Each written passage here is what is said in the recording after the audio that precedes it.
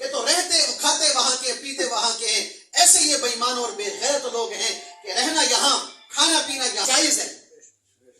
اور اس کا آگے لکھا ہوا ہے عیسیٰ. یہ عیسیٰ نہیں ہے، یہ عاصی ہے. عاصی کا مطلب ہوتا ہے نافرمان. یہ خبیث بھی ہے، ناجائز بھی ہے، اور میرے نبی کا بھی نافرمان ہے کہ جسے دلیل کیا ضرورت ہے قادیانی وکیل کی بات سننے کی کہ تم دلائل دو بھائی کہ تم اپنی بات میں سچے ہو کہ جھوٹے ہو. کیا ضرورت ہے کہ جب مجھے یقین ہے کہ میرے حبیب صلی اللہ علیہ وسلم آخری ہیں، آپ کے بعد کوئی نبی اور رسول نہیں ہے، تو جو نبی ہونے کا دعویٰ کرے میں اس کی دلیل کیوں سنوں؟ نائب نہیں، ڈر بھی نہیں. زندہ نہیں تو ڈر بھی نہیں. تو جب ڈر نہیں تو حکم پر عمل نہیں ہوگا. محبت میں کیا ہے؟ محبت کی وجہ سے آپ جس کی بات مان رہے ہو وہ سامنے ہے، آپ پھر بھی بات مانیں گے. سامنے نہیں ہے، آپ پھر بھی بات مانیں گے. وہ دنیا میں نہیں، آپ پھر بھی بات مانیں گے. اب بتاؤ کہ ماننے کے لیے ڈر افضل ہے کہ محبت؟ محبت افضل ہے. سمجھ آ گئی بھائی؟ تو اس لیے جب ہم اللہ اس کے رسول صلی اللہ علیہ وسلم سے محبت کریں گے تو پھر اللہ کی بات ماننا ہمارے لیے آسان ہوگی، کوئی دیکھنے والا ہو یا نہ ہو. جب حضور نبی کریم صلی اللہ علیہ وسلم سے ہماری محبت ہوگی تو حضور نبی کریم علیہ السلام کی طرف سے کوئی نائب مقرر ہو یا نہ ہو تو حضور علیہ السلام کی بات ماننا آسان ہوگی. تو اس لیے بنیاد یہ ہے کہ اللہ اس کے رسول سے محبت کرنا سیکھو. جو اللہ اس کے رسول سے محبت کرنا سیکھے گا وہ ہر حال میں اللہ کا حکم مانے گا. ورنہ اللہ اس کے رسول کی محبت دل میں نہیں ہوگی، صرف ڈر کی بنیاد پر ہوگا. تو ڈر ہر کسی کو نصیب نہیں ہوتا. کیا کبھی ایسا ہوا کہ میں ایک کمرے میں خدا نہ خواستہ کوئی گناہ کرنے لگا ہوں اور 5 سال کا بچہ اندر ہے تو کیا ہم اس کے سامنے گناہ کرتے ہیں؟ 5 سال کا بچہ کمرے میں نہ ہو تو گناہ چھوڑتے ہیں؟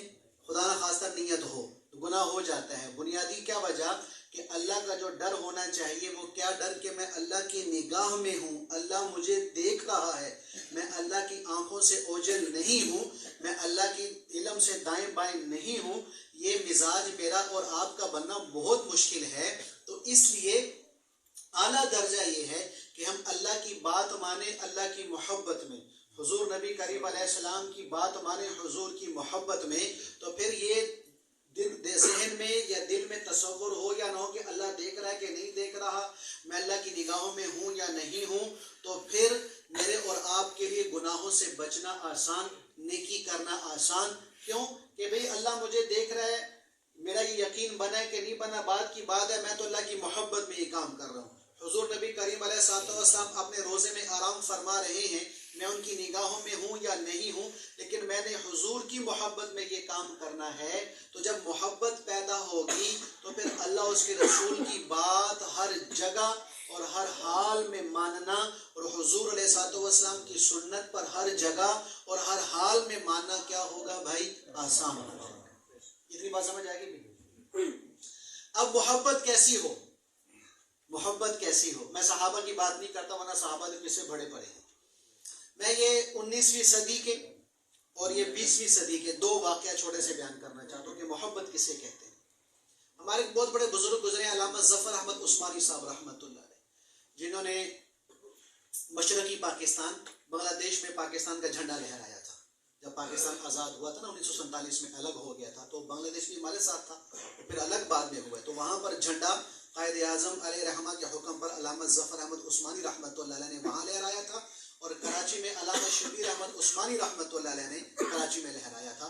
اور یہ دونوں شاہ اشرف علی تھانوی صاحب رحمۃ اللہ علیہ کے سگے بھانجے ہیں. تو یہ فرماتے ہیں کہ میں عمرے حج پہ گیا، مدینے میں نہ تھا، تو میں اپنے ہوٹل سے باہر نکلا حضور نبی کریم علیہ السلام کی مسجد نبوی میں حضور پر سلام پیش کرنے کے لیے. تو میں جب ہوٹل سے باہر نکلا تو ہمارے ہوٹل کے باہر ایک ڈبہ پڑا ہوا تھا کچرے کا، تو اس میں کچھ کھانے پینے کی چیزیں لوگ پھینک دیتے. تو میں نے ایک 9 سال کا بچہ دیکھا، بال پرا گندا، منہ گندا بندہ، کپڑے بھی گندے، پاؤں میں جوتی نہیں، پھٹے پرانے کپڑے اس نے پہنے ہوئے. ان ڈبوں میں سے کھانے پینے کی چیزیں ڈھونڈ ڈھونڈ کے وہ کھا رہا ہے. وہ استعمال کی چیزیں اس میں سے ڈھونڈ نکال کے وہ کھا لے. کیا مجھے بڑا ترس آیا, میری آنکھوں میں آنسو آ گئے, میں اس کو پکڑا کہ بیٹا میں تمہیں کھانا کھلاتا ہوں. کیا میں اس کو اپنے ساتھ لے گیا کمرے میں, اس کو نہلایا, صاف ستھرا کیا, اچھے کپڑے دیے, تازہ کھانا منگوایا. کھانا جب میں نے منگوایا تو وہ کھانے پر یوں جھپٹا جیسے پتہ نہیں کتنے دنوں کا بھوکا ہو, 9 سال کا بچہ. تو جب اس کو میں نے اس کیفیت میں کھانا کھاتے دیکھا تو میری آنکھ بھر آئی, دل بھر گیا. تو میں تھوڑی دیر کے بعد اس کو کہا بیٹا اگر تو کہے, اور بلکہ یہ پوچھا کہ بیٹا تو کیا کر رہا ہے, تیرا باپ تیری اماں, کہا جی میرا باپ نہیں ہے, میں یتیم ہوں. میری اماں ہے, بڑے غریب ہیں, میری اماں گھر میں جھاڑو پوچھا دے کے کام شام کرتی ہے, کچھ کھانے پینے کو مل جائے تو کھا لیتے ہیں, ورنہ یوں ہمارا فاقے میں زندگی گزر رہی ہے. کہا اچھا بیٹا اگر تو چاہے تو میں تجھے اپنے ساتھ ہندوستان لے جاؤں, ابھی پاکستان ہندوستان نہیں بنا تھا, کہ میں تمہیں ہندوستان لے جاؤں. کہا اچھا. کہا چاچا وہاں کپڑے ملیں گے؟ کہا بیٹا اچھے کپڑے ملیں گے. اچھا چاچا وہاں کھانا ملے گا؟ کہا بیٹا تازہ کھانا ملے گا, روزانہ ملے گا. کہا اچھا میں اماں سے پوچھ کے آتا ہوں. کہا جاؤ پوچھو. علامہ صاحب فرماتے ہیں کہ بچہ چلا گیا اماں سے پوچھنے کے لیے, میں آ گیا مدینہ, مسجد نبی آ گیا, حضور صلی اللہ علیہ وسلم پر درود سلام پڑھا, نماز پڑھی, واپس ہوٹل آ گیا. بچہ واپس آ گیا. کہا چچا اماں نے اجازت دے دی. کہا کیسے؟ کہا اماں نے کہا بیٹا چلو 2 آدمی ہیں, روٹی کبھی ہوتی ہے کبھی نہیں ہوتی, جو تجھے تو مل جائے گی میں گزارا کر لوں, تجھے تو روٹی مل جائے گی میں گزارا کر لوں گی. میں محبت بتا رہا ہوں کہ حضور سے محبت کس کی کہتی ہے. تو وہ کہنے کہ چاچا میں تیار ہوں, میں جانے کی تیار ہوں. کہا ٹھیک ہے بیٹا میں تیاری کرو. کہ تھوڑی دیر کے بعد نا بچہ سوچ میں پڑ گیا, 9 سال کا بچہ سوچ میں پڑ گیا. سوچ میں پڑا تو مجھے نا ہوٹل سے میرا ہاتھ پکڑ کر باہر لے آیا, مجھے باہر لے آیا حضور پاک علیہ الصلوۃ والسلام کی مسجد نبوی میں, اور روضہ رسول کی طرف اشارہ کر کے کہنے لگا چچا یہ وہاں ملیں گے. روضہ رسول کی طرف اشارہ,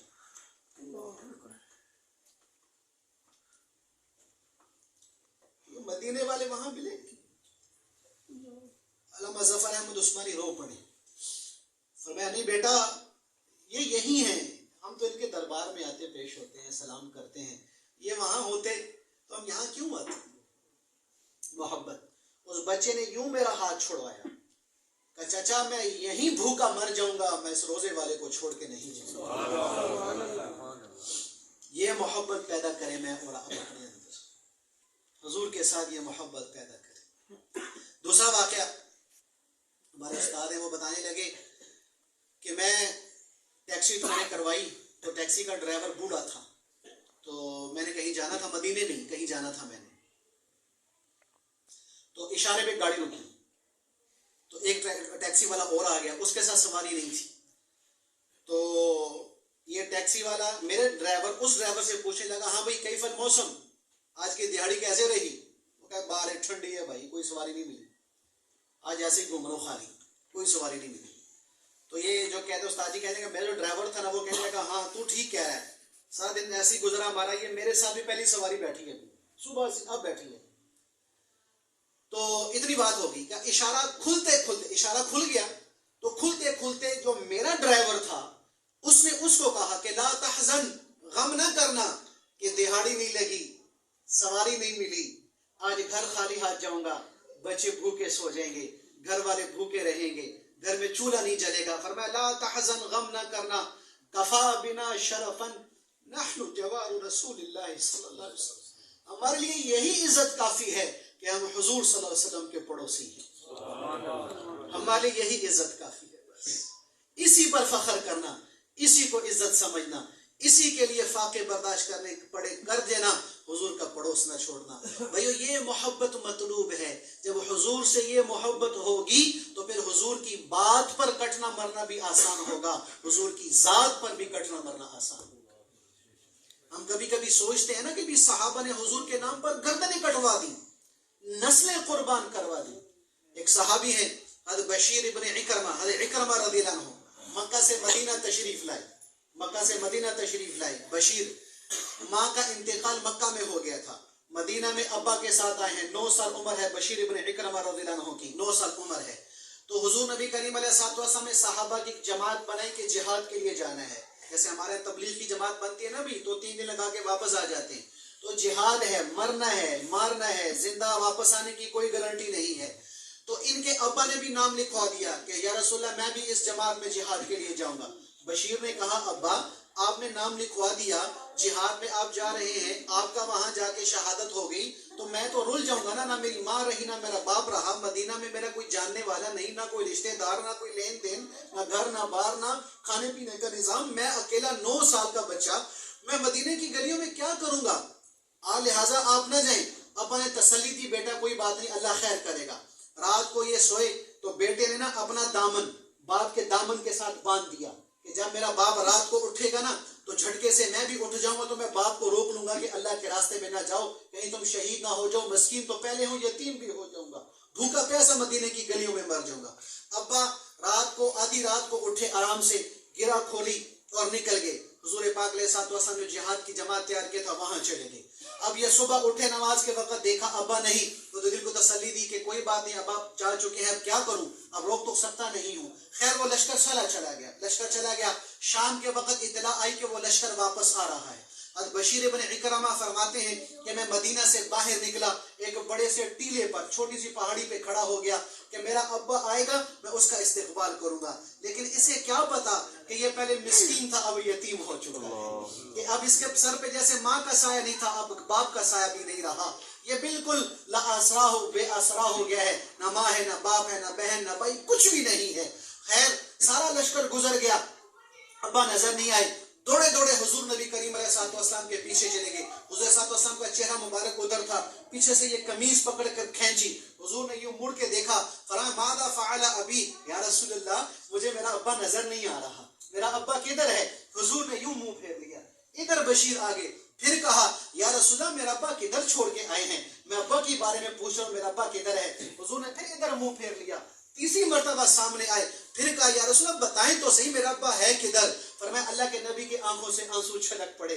بشیر حضور کی ٹانگوں کے ساتھ چمٹ گئے. یا رسول اللہ پہلے مسکین تھا, اب یتیم ہو گیا, پہلے ماں کا سایہ نہیں تھا, باپ کا سایہ بھی نہ رہا. یا رسول اللہ مدینہ میں میرا کوئی جاننے والا ہی نہیں ہے, میرا کوئی رشتہ دار ہی نہیں ہے, میں کیسے زندگی گزاروں گا, میں کہاں, بھوک لگے گی تو کسے پکاروں گا, پیاس لگے گی تو کس سے پانی مانگوں گا, جوتی کی ضرورت پڑے گی تو کس سے مانگوں گا, کپڑوں کی ضرورت پڑے گی تو کسے پکاروں گا. یا رسول اللہ میں تو بے آسرا ہو گیا, میرے نبی پہ قربان جاؤں. میرے نبی نے اٹھایا, سینے سے لگا کے فرمایا یا بشیر اما ترضا ان یکون رسول اللہ اباک و عائشہ امک. فرمایا بشیر راضی ہو جا, آج کے بعد اللہ کا نبی تیرا باپ ہے اور عائشہ تیری ماں ہے. یہ محبت تھی تو صحابہ کا اللہ اس کے نبی کے نام پہ قربان ہونا آسان تھا, قربان ہونا آسان ہے, ناراض نہ ہونا.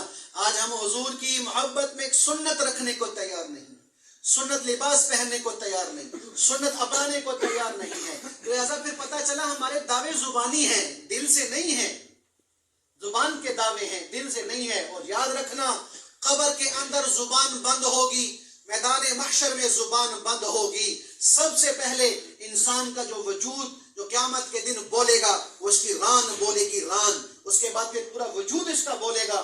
پھر یہ زبان پورے وجود سے کہے گی او بدبختو کم بختو, تم میرے ہی خلاف بول رہے ہو, میرے ہی خلاف تم اللہ کی بارگاہ میں گواہیاں دے رہے ہو. تو یہ سارے وجود کہے گا کہ ہم اپنے ارادے سے نہیں, یہ اللہ کے حکم سے ہم بول رہے ہیں. اور قبر کے اندر زبان ہی چیک ہوگی, دل چیرا جائے گا, دل چیر کر دیکھا جائے گا کہ اندر کیا ہے, کہ دل سے یہ عاشق رسول تھا یا نہیں تھا, یہ دل سے رسول سے محبت کرتا تھا کہ نہیں کرتا تھا, یہ دل سے حضور پر مرتا تھا کہ نہیں مرتا تھا. وہاں 2 نمبری نہیں چلنی, پاکستان میں دے کے کچھ معاملہ حل کروا لو, 2 نمبر کروا لو. وہ اللہ کا نظام ہے, وہ اللہ کی گورنمنٹ ہے, وہ اللہ کا حکم چلتا ہے, وہ اللہ کی فوج ہے. قبر کے اندر جو دیکھے گی, اندر جھانک کر دیکھے گی کہ دل سے محبت کرنے والا ہے کہ نہیں, دل سے حضور سے عشق کرنے والا ہے کہ نہیں. اگر دل سے عشق رسول کرنے والا ہوگا, جنت کی کھڑکی کھلے گی, جنت کی ہوائیں آئیں گی, جنت کی خوشبوئیں آئیں گی, جنت کا بستر بچھے گا, جنت کے دسترخوان لگیں گے, جنت کا لباس آئے گا, جنت کی لڑکی آئے گی, اسے گلے میں ہار ہوگا, اس کے ہار کو پکڑے گا, ہار ٹوٹے گا, پورے قبر میں وہ ہار بکھر جائے گا. یہ اور وہ جنت کی لڑکی اٹھیں گے, اس ہار کو دھاگے میں پرونا شروع کر دیں گے, آخری دانہ ہار میں پیروئیں گے, اللہ قیامت قائم فرما دے گا. اور خدا نہ خواستہ دل میں عشق رسول نہ ہوا, جہنم کی کھڑکی ہے, جہنم کی آگ کی تپش ہے, آگ کی لو ہے, کانٹے دار کھانے ہیں, جھلستی ہوئی آگ ہے, جھلسا دینے والی ہوا ہے, اور آگ کا بستر ہے, اور وہاں کے عذاب خانے ہوں گے. اگر عشق مصطفیٰ یہاں سے لے کر نہیں گئے. اس لیے بھائیو حضور سے محبت کرنا سیکھو. حضور سے محبت, اللہ کی قسم اگر حضور سے محبت ہوتی, میں بات عموماً یہ کہتا ہوں, آپ کو نہیں کہہ رہا, میں آپ سے مخاطب ہو کے پوری دنیا کو یہ پیغام دینا چاہتا ہوں کہ حضور سے اگر ہمیں محبت ہوتی, بتاؤ بھئی کیا مسلمان کو ختم نبوت سمجھانی پڑتی؟ کو کوئی نقصان نہیں ہو سکتا. دوسری بات کہ ہم نے بڑی بڑی لائبریریاں دیکھی بھری ہوئی, کچھ پڑھی بھی کچھ نہ پڑھی, لیکن دنیا کی ساری لائبریریاں انور شاہ کے حافظے کے مقابلے میں صفر. تیسری بات یہ کون لکھ رہے ہیں؟ کون ہیں؟ کافر ہیں. اس خبیث کو پھر بھی شرم نہیں آتی کہ چل تو یہ 1935 کا ہی مقدمہ پڑھ لے, بدبخت اور بے ایمان آدمی, تجھے شرم نہیں آتی؟ تو نے اگر تلوے چاٹنے ہیں امریکہ کے تو وہاں چاٹ, وہاں رہ. ادھر کا کتا ہے تو ان کے حق میں بھونک, پھر یہاں کیوں رہ رہا ہے؟ نبی کے نام پہ جو ملک آزاد ہوا ہے تو پھر یہاں کیوں کھاتا پیتا ہے؟ وہاں دفع ہو جا. کہا کہ قرآن اور حدیث کی روشنی سے یہ بات ثابت ہو رہی ہے کہ حضور کی ختم نبوت حقیقی ہے اور سچی ہے. حضور آخری نبی ہیں, ان کے مقابلے میں جو بھی کوئی نیا نبی آئے گا وہ کافر ہے, دجال ہے, اسلام سے فارغ ہے. کہ 1935 میں 3 کافروں نے یہ فیصلہ دیا تھا. آج کا مسلمان نہیں دے رہا. آج کا نام لیوا حافظ صاحب اور اپنے آپ کو قرآن اور حدیث کا پڑھا ہوا آدمی کہ میں بڑے قرآن کو جانتا ہوں, میں بڑی حدیث کو جانتا ہوں, مجھ سے کوئی زیادہ جاننے والا نہیں ہے, وہ حضور کے حق میں گواہی نہیں دے رہا. دل خون کے آنسو اللہ کی قسم ہوتا ہے کہ جس ملک کے لیے ہم نے قربانیاں دی, علماء نے قربانیاں دی, عوام نے قربانیاں دی, 10 لاکھ لوگ ذبح ہوئے اس لیے کہ اس ملک میں جائیں گے جہاں اسلام محفوظ ہوگا, حضور کی عزت محفوظ ہوگی, صحابہ کی عزت محفوظ ہوگی, اہل بیت کی عزت محفوظ ہوگی. کوئی چکر ہی نہیں ہے. یہی ملک ہے اللہ کو بھونک رہے ہیں, یہی ملک ہے میرے نبی کے خلاف بکواس ہو رہی, یہی ملک ہے میرے نبی کے صحابہ کے خلاف بھونک رہے, یہی ملک ہے میرے نبی کے اہل بیت کے خلاف بکواس ہو رہی ہے. یہ ہم کدھر جائیں؟ کس سے ہم گلہ کریں؟ کس سے ہم شکوے کریں؟ لہذا بھائیو آخری گزارش یہ ہے, میرے ذمے آپ کے ذمے, جیسے میں نے عرض کیا کہ حضور سے محبت کرو, محبت ایسی کہ سامنے کوئی ہو یا نہ ہو ہم حضور کی بات پہ عمل کریں. نمبر 2 کہ بھی حضور کی ختم نبوت کے لیے علامہ انور شاہ رحمۃ اللہ کا قول سناتا ہوں. فرمایا جس طرح حضور سے محبت ایمان ہے, اسی طرح حضور کے دشمن سے نفرت یہ بھی ایمان ہے. میں حضور سے محبت کے دعوے کرتا ہوں اور سلام کرتا ہوں مرزائیوں سے, دعویٰ جھوٹا. میں دعویٰ کرتا ہوں حضور سے عشق کا, مرزائیوں کی پروڈکٹ استعمال کرتا ہوں, دعویٰ جھوٹا. میں حضور سے محبت کا دعویٰ کرتا ہوں, مرزائیوں کو بھی میں اچھا سمجھتا ہوں. میں قیامت کے دن حضور کے سامنے کالا منہ لے کر جاؤں گا, حضور اپنا منہ مجھے نہیں دکھ رہا. اس لیے حضور پاک علیہ السلام سے محبت ہے تو حضور کے دشمن سے بھی نفرت کرنی پڑے گی. بھائیو مرزائیوں سے مکمل بائیکاٹ, ہر طرح کا بائیکاٹ, سوشلی بائیکاٹ. اس کے لیے میں جو آپ کو رائے دے رہا ہوں, بعض ہمارے بھائی کہتے ہیں کہ مولوی صاحب وہ مولوی صاحب یہ بات کر رہے تھے, سمجھ نہیں آ رہی کدھر جائیں, انہوں نے تو یہ بات کر دی تھی سمجھ نہیں کہیں جائیں, کیا کریں کیا نہ کریں, ان کے پاس بھی تو دلیلیں ہوتی ہیں. میں کہتا ہوں بھائی اگر ہر کسی کو سنو گے تو ڈگمگا جاؤ گے. کیا کرو گے؟ وہ باپ اور بیٹا نا میلہ دیکھنے کے لیے گئے, باپ نے بیٹے سے کہا بیٹا میری انگلی مضبوطی سے پکڑ دے, اگر تو میلے میں کھو گیا تو بڑا پریشان ہوگا. باپ کی انگلی تو پکڑ لی اس نے, لیکن بیٹا اب میلے میں آپ کو پتا ہے تماشے لگے ہوتے ہیں, کبھی ایک دم تماشا کر رہا ہے, ہاتھ چھوٹ گیا, گم ہو گیا. اب رو کے برا حال, ابا نہیں مل رہا, رو کے برا حال, ابا نہیں مل رہا. کچھ 2 گھنٹے بعد ابا مل گیا, ابا نے زور سے تھپڑ لگایا. ساتھ والے نے کہا بھائی پہلے پریشان تھا, تو نے کیوں مارا؟ کہ میں نے اس کو کہا تھا میرا ہاتھ نہ چھوڑنا بڑا پریشان ہو جائے گا.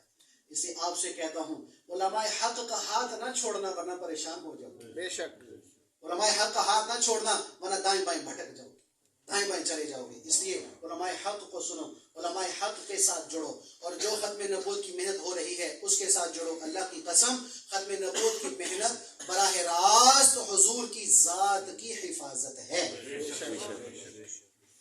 حضور کی ذات کی حفاظت ہے. اور جو حضور کی ذات کی حفاظت کرتا ہے اسے اللہ کے نبی کیا انعام دیتے ہیں؟